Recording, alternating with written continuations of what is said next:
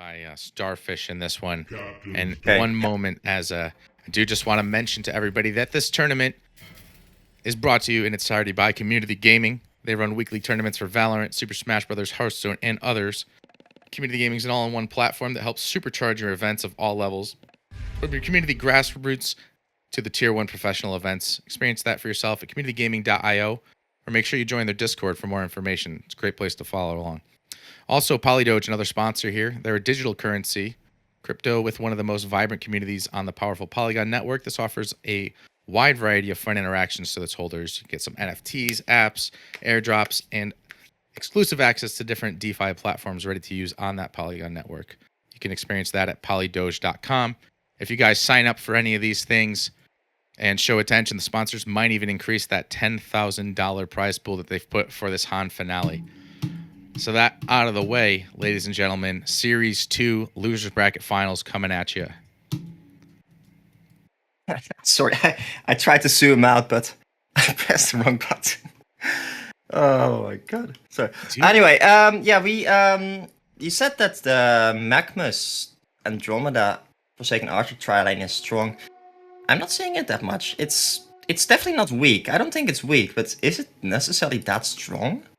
Only, I liked it in the try versus try. Let's say that, because I mean, how do you get away from those 3 stuns at level 1? You're definitely, if you have a support there, they're gonna fall immediately. And last time I seen these guys in with these 3 exact heroes, they just punished it over and over, and the other team never even really rotated. So that's what I'm basing it off of.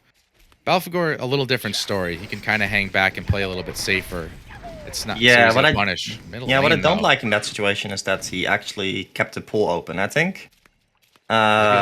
Bombardier running. Oh. Monkey King's got that Heavenly Vault, but can he get in range?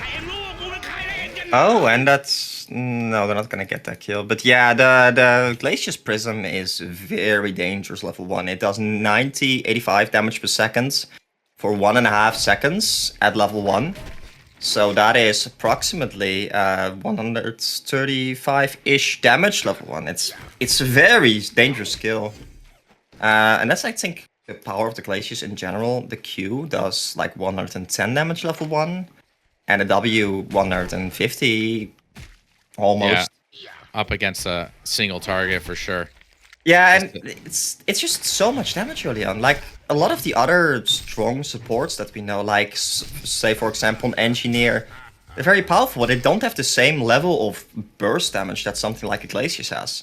The issue often is getting in close with the Glaciers, because Glaciers naturally is quite slow, only 290 base movement speed, which is one of the slower ones.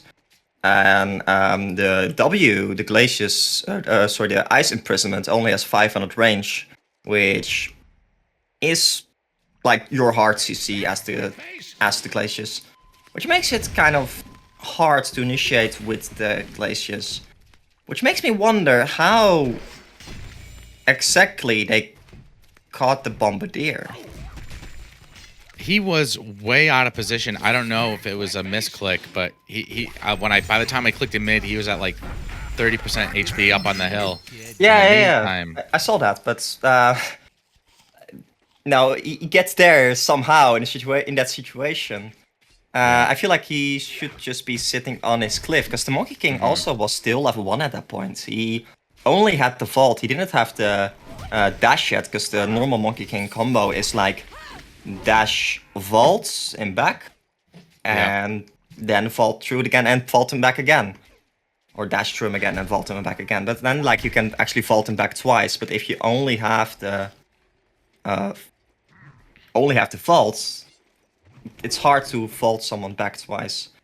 Yeah. Anyway, about the tri-lane still, I feel like a Magnus in a tri-lane is always kind of dangerous, because I've seen what you got to run a tri-lane with the Magnus, and then in addition to the Magnus, they picked either, I believe, the Moira or the Nymph4. Now, what those 2 heroes provide in that situation is the Magnus stuns in. At that point, Magnus is in a really dangerous situation, right? Magnus is free food at that point. The Nymphora heal or an M4 heal bomb, allows the Magmas to just kind of stand in there. And like the M4 heal bomb, I believe, heals for 160 HP level 1 and deals the same amount of damage, which makes the Magmas not really a target you want to actually put pressure on at that moment. And the Moira stun just allows the Moira... Bottom lane. Got some action in here as Rally teleports in and drops the Compel. FA taking a lot of damage, but Balfagor forced to retreat. If he can get in the trees and pop that health potion, he does, but it's immediately broken by one auto attack from Andro. He could be in trouble here. He has Pathogen and Regurgitate, but he's not casting it for some reason. Could be regenerating spells right now, but it looks like he may go for the kill. Andromeda gets the Comet stun, but at the cost of her own life. Trading off, and again, some action at the top. Rune looks like. Not sure who. Bombardier went down there. Magnus in no man's land. A lot of action breaking out here. Magmas dying to... Suicide Tower. Yeah, I feel like Magmas could have easily ran to the neutrals near the hard camp to get denied there by neutrals instead, because he does deny to Legion, but the money is still given to the Legion team here. That's true. Maybe just prioritizing wanting to get back in the lane and help his team out. Legion pulling ahead here after those few exchanges. 5 kills up, 2,000 gold advantage, seeming out of nowhere. Yeah. Yeah, the Belfagor, or sorry, the rally rotation there on the Forsaken Archer and the Andromeda is turned out to be very successful, which... Sat taking high damage up in the top lane. That surprised me a little bit that it was actually successful. One thing I don't like here is whenever you are against an enemy that has like creeps or minions or whatever, I really like to get a shield, a buckler, even on a ranged hero. So I really would like the FA to pick up the Iron Shield here, because it mitigates so much of the damage from those minions. Definitely could come in handy here. I don't think she's used to that much pressure. A lot of times it's been their... I've only seen once where they prioritize killing the heck out of him. A lot of times they kind of just let him do his thing for the most part. He stays so well protected. Yeah, no, that's the... Just like I was talking about this with my team a little bit. I think the secret strategy to winning against Team Tim is to focus Mate.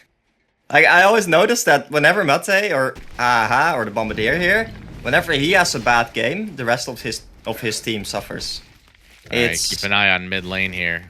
Monkey hiding in the woods, and Haha's already been dropped twice, opting not to dash through. It's definitely something that I think maybe they have also picked up, picked up upon, because I've seen them in more recent games compared to like the last couple of cycles. I've seen them put a lot more pressure in the mid lane on that in. He did have a rough start, but here he is down bottom trying to make something happen, leading with the Comet Sun. Ooh, the Compel forces the wasted airstrike. That's the strength of Rally here. Yeah, good positioning by the Rally. Although he does leave the Flux solo in the top lane against the Electrician. Although I do actually think that the Flux is one of the few heroes that can actually do kind of alright against that. Oh. But yeah, what I was gonna say was one of the weak aspects. Oh, but actually 5 people in the bottom lane right now. I know that it is so uncharacteristic of them. And, you know, Magnus started in the tri-lane. He's level 2, but here comes the Rally Compel. They're going to immediately melt the Glacius, but not the strongest of targets. Balfagor eating that piercing arrows. The Flux pulls him in. There's the big damage interrupted, though. Monkey King hasn't got anything off yet. There goes a couple of dash and a vault. They're focusing on the FA at this point. Hopefully, they're going to finish this off. That would be very worth it. Unfortunately, no. The FA locks him down, gets around the corner with 10 HP. They will find her in the end, and now it's been so long that Glacius respawn, TP'd in, drops the stun on Mag, and now Bombardier is forced to try to retreat. Will he get out? A game of inches here. Rally, though, gonna fall to Andromeda too. All these heroes so close. 3 seconds for Glacius Q, but no boots. Oh, just missed. Ah, that's unfortunate. Yeah, the Monkey King had haste there, and actually the Monkey King hasting into that team fight is very good, but he sadly didn't actually take the time to, after his combo was done, the powerful thing about like a Monkey King there is run out, bottle up, heal up, and then go back in, right? Yeah, especially with a haste. It But kind of sucks. He poured in, got immediately lava surged, and it kind of disrupted everything. Yeah. And also the Legion side here decided to take the team fight with lane missing, mid lane missing. They knew the Bombardier was there. They knew 4 people were there. And they still decided to take that team fight, right? Right. Rally coming in with the compel, interrupted though. Oh, Magma's top lane. action there. They do get the pick off onto FA. That's the one they wanted. Now Andro, and they're going to make this a very painful trade. Yeah, that was an Invis Monkey King. Invis Monkey King just sneaking up on there. The Flux TPing in, and FA and Andro thought they were safe, just standing there. But nothing less was true. The Monkey King can put out so much damage early on. It's such a powerful hero. And he's got an incredible start. Yeah, what I was going to say was, Mate has the Bombardier player here, he has the tendency to, whenever he is not doing so well, he has the tendency to sit back and farm a lot. He's just wanted to clear the creep wave, and they make quick work of him. It's so hard to recover on a hero like Bombardier, though. Like, he's easily punished. Well, if they focus you like that, it is. Yeah, but like Bombardier can recover really easily with stacks and with the amount of magic damage I think he put. Oh, top lane. That might be that Flux. He has a full battery charge, and just the nature of this tanky strength hero might be enough to keep him alive. Oh, and the Andro swap was just on cooldown for a couple more seconds. That's really unfortunate. But yeah, the Mate actually has the tendency to farm a lot when he's behind and take a lot of space that could have maybe, otherwise gone to the carry player. But what he did here early on was actually something that I don't see him do very often. I do really like. He actually went to the bottom lane to try and set up a kill there instead of staying middle and just being food for the enemy team. It didn't work out. That sucks, but it was still a really good play, I think. And we see the Monkey King and with another haste rune. He seems to be... They get this ward behind the tower. They know everything that's going on here. They see all 3 heroes. They know they've got 4 here. And Bombardier smoking up bottom. I really like this. He's definitely like trying to be more active right now, which is something I do like from him. They actually should know that they're 5 people top, and that's a dead Andro there. And oh, Belphegor actually porting out. That's really heads up play from him. He does not have any wards there, so I don't think they actually saw him being there whatsoever, but he still decides to port out and just not risk it. Well played by him. Good game sense, make all the heavy rotation down there. This is something we've seen them do earlier. A lot of times when you group up this many players in the push, a team like Team Tim will split the map like we were saying and capitalize on the gold, but Belphegor is so strong at pushing towers early game, like yeah, but on par with Ophelia at this point. Like, this is a melting here. In a few seconds, it's not even a waste. Look at FA right now. Mid lane, some action. Sorry. Yeah, Glacius. But look at FA right now. So they stacked their entire jungle. And thank you, FA. And he just wiped it out. I like the idea. The execution is a little bit less, because like the enemy has stacks, you have stacks. So you just take your stacks, then go to the enemy jungle. But now they left the stacks there. And yeah, that's thank you, SSFA. I don't know how much his GPM increased, but that was a lot. Yeah. Yeah. At 12-minute mark, 2 triple stacks, like in the blink of an eye, that is definitely a lot. And still no Iron Buckler on FA, which I'm not the biggest fan, but it can work. And yeah, they did steal a stack on the hard camp from the Hellborn, because Bombardier actually has been stacking that. He does steal a lot with like heroes like Sephoris, like all those heroes that can easily farm and those stacks. He stacks the the medium camp there and the hard camp near the top rune. Zane taking some heavy damage on in the bottom lane. They use the Seismic Slam and the Glacius ult. He's not a hard target to kill, but he's high level and worth a lot of gold if they can get this off. Will they continue the chase? No response from the Hellborn team. And the Capella in 1 second. Monkey King vaulting over the tower. Zane is so close. Gold bounty going. Oh, mid lane. Yeah, Zati might be getting here. Flux, though, he does with that Astrolabe and a battery. Can he no discharge available? Doesn't even get a chance to pop the Astro off. Ooh, and Mate actually pushing top lane there. I like the fact that he's not actually taking too many stacks here, because they have the FA. The FA is way better at just clearing stacks slowly and not necessarily that great at just pushing out lanes fast. Because if you're thinking about a hero that can like push lanes insanely fast, then I'm thinking of something like a Soul Stealer. Something that can use 2 spells, wave is gone. But the FA just does a lot of damage, but constantly, not in bursts. It's not a burst.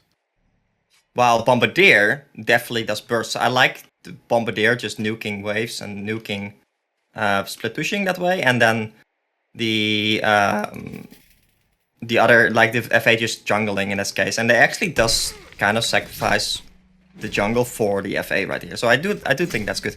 And Bombardier actually going spell shards level 1. FA has really, ever since you mentioned taking that triple stack, just snowballed out of control. Her farm now pushing up to 500, caught up to Monkey King, and this a level 11, 2 piercing shards.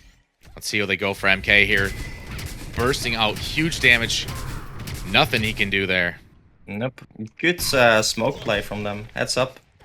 And yeah, they have Rally in the works. Surging Magnus in, but really, wow, Rally's got that compel distances himself. Yeah, and the electrician is also really hard to kill, because while the Glacius does of course put out a lot of damage, a lot of the damage comes actually from the Ice Imprisonment, which is only on the mobile Ice, meaning that he can just, or any disarm, I stand corrected. But it means that he can easily still purge himself with his ultimate. Yeah. And not only does that remove the Ice Imprisonment, it also removes any slow and gives him a huge chunk of movement speed. So Electrician does seem to be quite an effective tool against something like a Glacius, at least once you pop the 6. But yeah, they kind of did this to themselves, I feel, because FA Andrew farms. Watching, there you go. He didn't know he had the whole team behind him though. So Glacius will die, but the hell on Newerth wreaking havoc on Andromeda. Yeah, was that his ultimate? Yo, that was his ultimate. You're absolutely right. And they're trying to take some stacks quickly before. Rally Blink Dagger now on the menu with the Seismic Slam. Doesn't quite finish Bombardier, but there are people nearby. Doesn't get enraged for that Corrosive Breath yet, but I don't think they're going to need it. Nice Flux pull. Yeah, and the minions here actually applying like a stacking movement speed slow. It's not like insane. It's like 4% per charge or something, but it does stack, so... Oh, that adds up. Absolutely. Yeah. Or I'm not sure if it's exactly 4%, but it is a movement speed slow that the minions provide. Yeah, it's actually, no, it is 4% movement speed per charge. So Balfcore might actually be in trouble here. He does. He does. Those activated that armor virtually meaningless, though. But they look to change that. Nice pull by Flux, getting the max damage out on that charge. And Monkey King not far behind. FA gonna pour out auto attacks, get at least a counter kill. But Monkey King, look at the build he went. Bulked up, Shaman's Headdress and Sackstone, making sure that he doesn't die so easily anymore. Yep. And that is a good... I like the pickup, because FA does output a lot of damage, magic damage. Sorry, physical damage, especially with the Nullfire pickup, which I do really like. But also a lot of magic damage still. The piercing arrows, the skeleton E ability of the FA, the Q, it's all magic damage. And the Shamans is always gonna get like insane value against those kind of carries. The same thing like whenever you're playing as a Ravenor, the Ravenor is only gonna be outputting magic damage, so even in the later stages of the game, the Shamans is still valuable. But he is going for light brand here, which I know like Busk loves the Dawnbring on the Monkey King. Personally, I'm not the biggest fan of it in this situation. I think Sorry? Could there be something between the fact that Saxstone increases healing and then the light brand increases the magic healing? Yeah, no, not really. It's non-dot, so it's like the light brand itself doesn't actually heal. The light brand dot doesn't actually heal the Monkey King. And the only magic damage that the Monkey King actually has besides that is the... And I'm gonna butcher the name. It's one Jin Slam.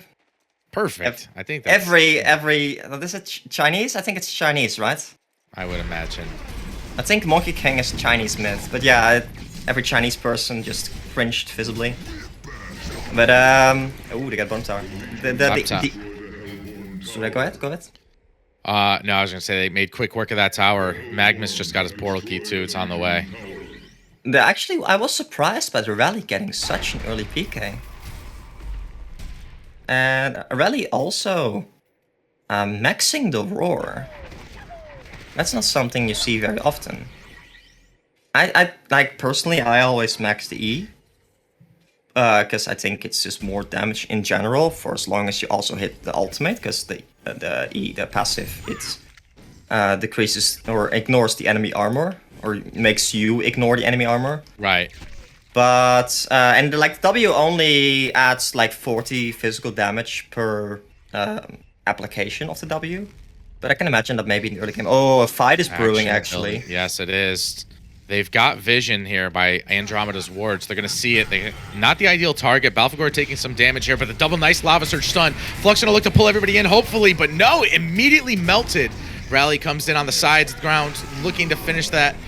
Oh my god, it's a double damage. FA pouring in 300 per shot.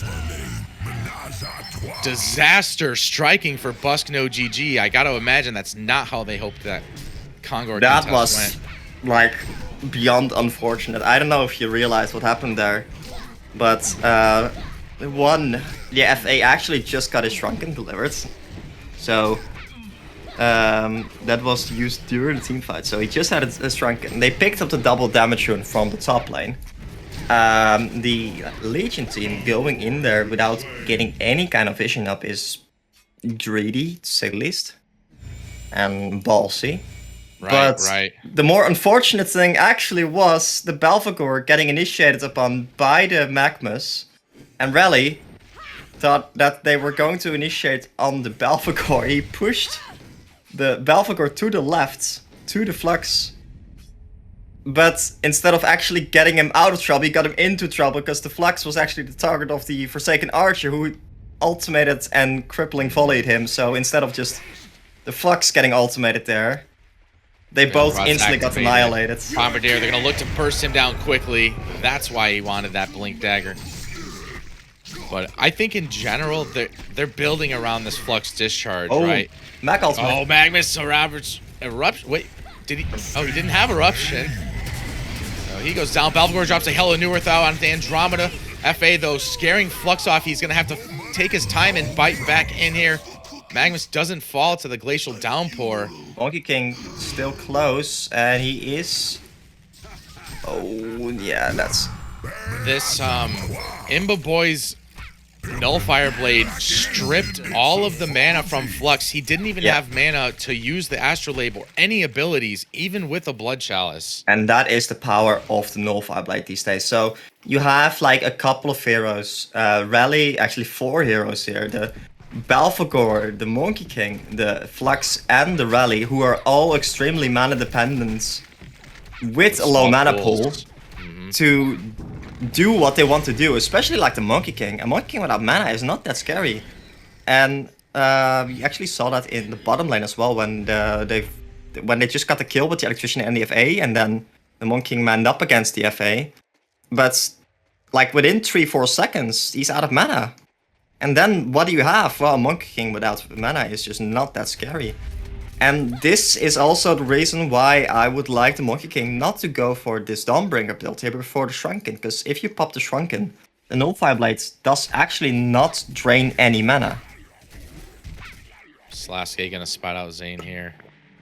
No, that's a very good point. The itemization here Oh, mid lane. definitely going in favor of Team Tim. Flux, he's such a strong hero, and Sat likes to play that up in your face game, but he is getting punished here. It sucks. Yeah. He had such a strong start. He's still over 400 GPM, but I mean, Ember Boy's almost combined total of Yeah, and Monkey and Flux. Flux doesn't really like flash farm like most other heroes do. No. It's more of like you get money and value through team fighting kind of hero.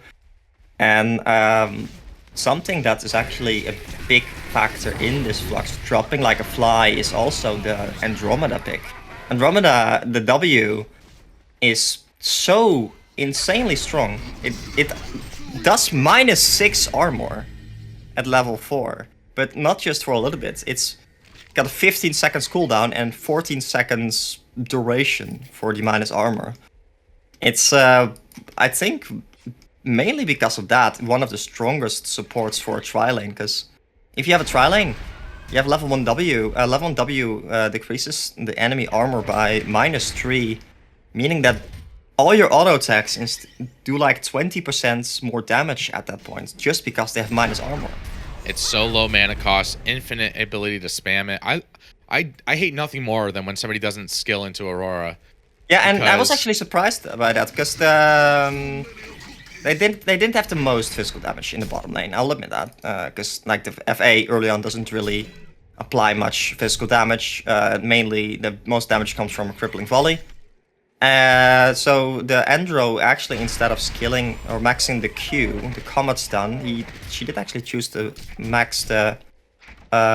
She actually chose to max the combat stun instead of the aura there. But I'm the just jumping the getting Monking. deep here. Yeah, and Andro swap just to close the gap a little bit, but there is team support here. Glacia's tanking the gank again. He is not gonna likely survive this exchange. Unleash your inner song, Bob. You can do with what you got. As a Shrunken picked up on Electrician, not the most common pickup for that hero. No, but I like it. They're gonna try to maybe get up a staff on the Belphegor again, and we actually saw this last game as well. The Belphegor staff is mainly extremely powerful because of that AoE silence that it does. It increases the range to like 1000 radius, I should say, sorry. It's not range, 1000 radius. And it applies, I believe, 2-second silence to everyone in that area. So, oh no, for 1.5 seconds, but that is a long silence for a big AoE. You basically have like a small level or a small low-level Vindicator there instead. Yeah. Yeah, absolutely. And you can tell that I was surprised that they pressured that tower like that. There is a lot of AoE potential if this Legion team can get their act together. But they have 2 Shrunkens now, right? So the Bombardier has to like sit way back. Oh, they're going. Here goes Bombardier, Plique, stun in, and they follow up with everything, more than enough damage. And this has been the story. When Sat has a bad game, his team doesn't really have his great initiations to follow up on. They're on their back foot 26 minutes into this game. Yeah, but they picked like a team fighting team, and they don't really have the potential to team fight them anymore. So a hero like Flux is only powerful when you can actually team fight, when you can use his crowd control abilities, as they are going in actually. Yeah, they target on Electrician. I think Belphegor was just trying to build up some Newerth stacks, and really came in the back line. Yeah, he got Bombardier, but that's a good target to go on though. But Monkey King. Yeah, not FA having Shrunken here. A lot of damage, absolutely not. The silence goes out on the FA, and they got a lot of damage. It's a big hill on Newerth.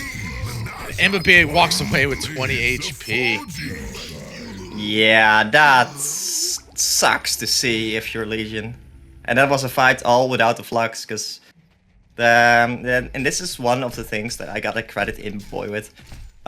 He made so many early plays by just smoking up, running to a lane, and killing there with his brother Zane. Just making those plays. I personally, as like a carry player, I do that significantly less often. I think that is also part of the reason what makes like Immoboy such an amazing carry player, is that he actually sees those opportunities and goes for them. And instead of just farming, he chooses to get those easy ganks in as well. And you just don't really expect them that much, because it's like an FA, it's not a puppet master. It's not really a hero that is technically or iconically a gank hero.